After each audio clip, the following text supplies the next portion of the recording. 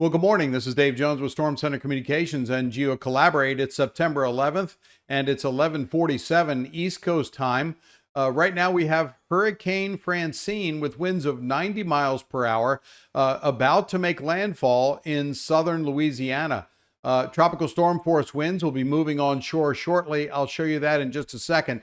I have the GOES satellite imagery here from NOAA, and I've combined two satellite channels, one the visible and the second one infrared, so you can see where some of the coldest cloud tops are, which means some of the most intense parts of the storm.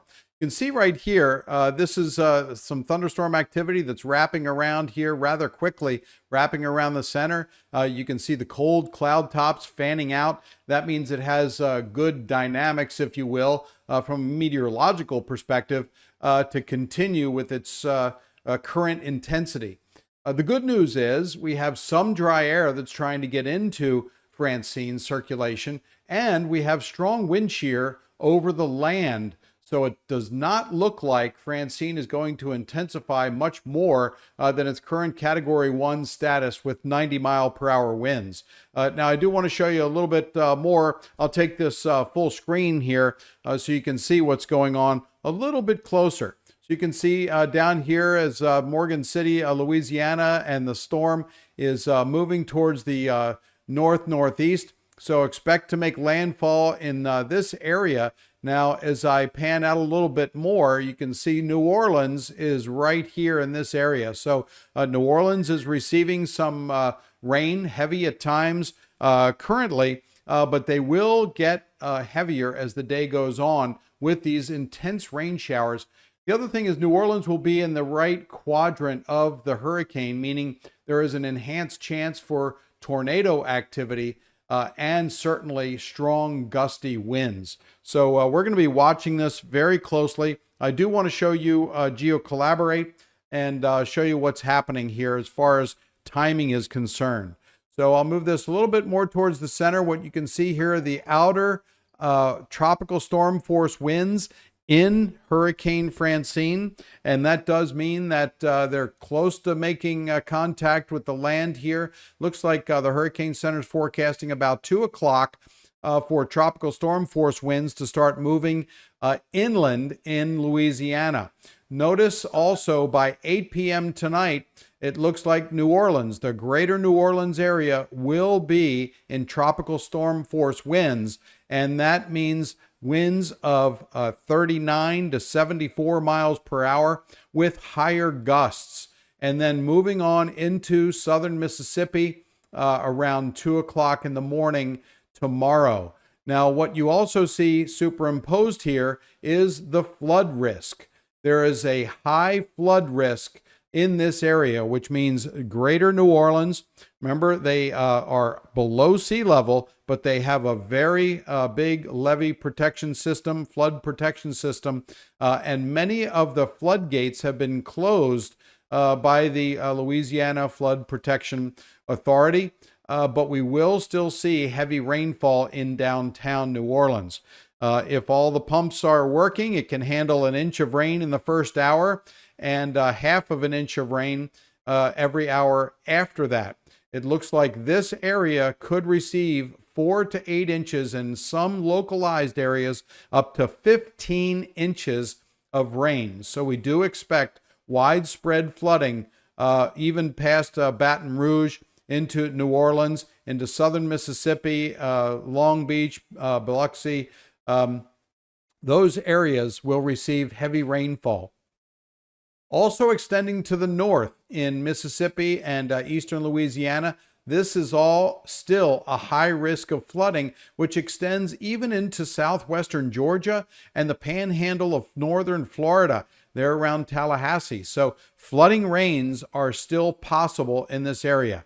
Back out just a little bit here, and you notice that this sort of cuts right off at this border. That's only because the National Weather Service's southern region actually stops there for their area of responsibility. It would be nice if they would continue this into more of a coherent product, but I'm going to add on here the QPF, the quantitative precipitation forecast that will continue this outlook for day 3 for heavy rainfall. So going on into Thursday and Friday, we can expect heavy, perhaps flooding rains in western Kentucky, Paducah area, southern Illinois, southwestern Indiana. There's a chance for flooding rains in this area as Francine dissipates and starts to slow its motion as it transitions into an extratropical cyclone. So it looks like we will have a several-day period here of heavy rain with a good chance of flooding along this path, which is not surprising at all when you have a landfalling hurricane. We are watching also this yellow area for potential development of another tropical system. It's low, 20% over the next 7 days, but we are keeping an eye on that area. So I do want to bring us back here to just summarizing the wind threat. The wind threat for Hurricane Francine exists in southern Louisiana, the eastern part of Louisiana, and also southwest Mississippi, even including Jackson, Mississippi as well. So today, Louisiana and Mississippi for a wind threat, meaning large trees, branches could be brought down from these strong winds. And tomorrow in Mississippi, Alabama, and Tennessee, even parts of extreme eastern Louisiana could still be under the wind threat. Now, I do want to show you also the flood risk threat that I want to bring to your attention. I showed you this just a minute ago, but I want to clarify, make sure today Louisiana and Mississippi are under the gun for strong wind and also very heavy rain. Flooding rains. Some areas could see 2 to 3, even 4 inches in an hour. Tomorrow, Mississippi, Alabama, Tennessee, Kentucky, and Arkansas are threatened by heavy rain. So make sure you're taking any preparedness actions, clear drains, and all that stuff if you're in the path of this heavy rain potential. And on Friday, as Francine starts to dissipate and transition to an extratropical storm, it basically means that Tennessee, Kentucky, Missouri, Illinois, and Indiana, the southern parts of Illinois and Indiana, should watch out for potential flood threats. We have the crawls going at the top of the screen, also at the bottom. I want to show you one thing, and that is the radar data here in southern Louisiana. You can see Francine does have quite a bit of an eye wall to the western side, somewhat to the northern side as well. As a matter of fact, this is a very strong wind right here. Very strong wind. That's where the hurricane hunters from the Air Force and NOAA found the strongest winds here. Notice that it's rather ragged or open to the south. That means it's not quite fully mature. It doesn't have a closed eye wall, meaning that it has all sorts of opportunities to rapidly intensify.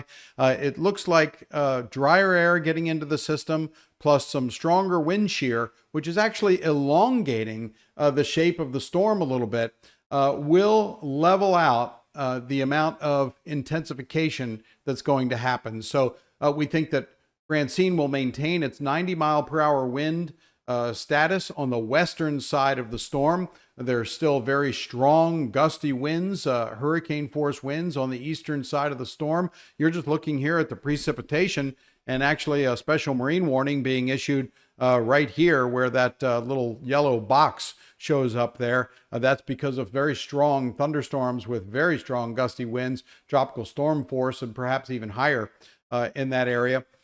So as the storm moves further to the north, and makes landfall, we will see the city of New Orleans getting into tropical storm winds, which could cause quite a bit of damage downtown, winds blowing things off of roofs, and anything that's not tied down in the city will cause some problems.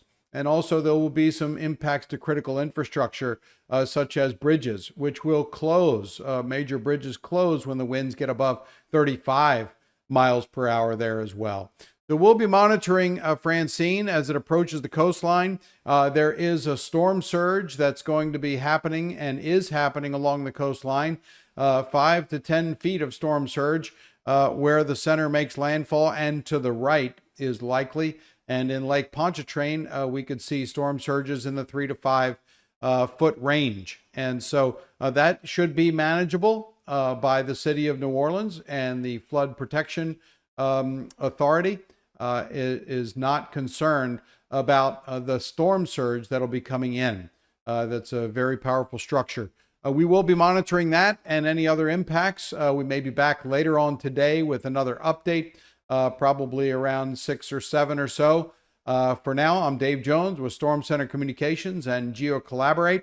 This update was provided by Storm Center for the All Hazards Consortium, so we can improve data sharing across private and public sector organizations, from emergency management at state locations to private sector liaisons and to private sector owner operators, so we can keep the economy moving and power restored as quickly as possible after this storm passes. I'm Dave Jones. We'll see you soon.